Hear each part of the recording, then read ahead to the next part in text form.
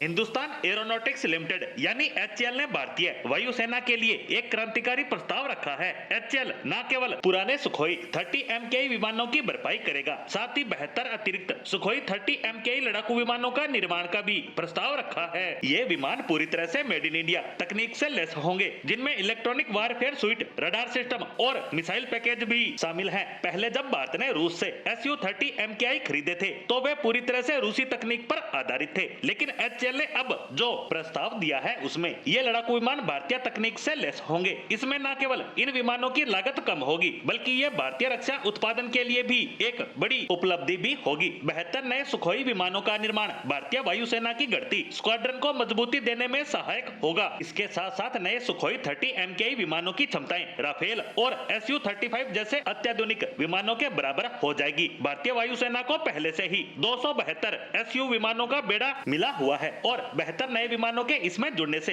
यह संख्या 344 तक पहुंच जाएगी। भारत का यह फैसला रूस के लिए अप्रत्याशित है। रूस के पास तकनीकी विशेषज्ञता है, लेकिन भारत का आत्मनिर्भर बनने का प्रयास रूस की पारंपरिक भूमिका को चुनौती देता है। एचएएल का यह कदम यह दिखाता है कि भारत न केवल प्रमुख उपभोक्ता देश नहीं, बल्कि एक प्रमुख रक्षा उत्पादक देश के रूप में भी उभर रहा है। ये रूस के लिए एक संकेत है कि भारत अब अपने रक्षा संबंधों में संतुलन बना रहा है। रूस के साथ दशकों पुराना रक्षा सहयोग पहले की तरह ही कायम रहेगा, लेकिन भारत खुद के विमान और तकनीक विकसित करने की राह पर भी अग्रसर है। अब सवाल यह है कि दुनिया इस पर क्यों चौंकी? तो दरअसल भारत का यह फैसला न केवल रूस के लिए बल्कि दुनिया के अन्य देशों के लिए भी एक संदेश है। दुनिया के विकास देश अब तक भारतीय वायुसेना को विदेशी विमानों पर निर्भर मानते रहे हैं, लेकिन यह फैसला उन सभी धारणाओं को बदलकर रख देगा। मेड इन इंडिया और आत्मनिर्भर भारत योजना के तहत सुखोई विमानों की लागत बेहद कम होगी। ये भारत के लिए आर्थिक और सामरिक दोनों दृष्टि से लाभदायक भी होगी। भारत के इस कदम से स्पष्ट हो गया है कि वह न केवल रक्षा तकनीक का उपयोग नहीं करेगा, बल्कि उसका निर्यात भी कर सकता है। यह कदम भारत को वैश्विक रक्षा उत्पादक देशों की सूची में मजबूत स्थान दिलाएगा।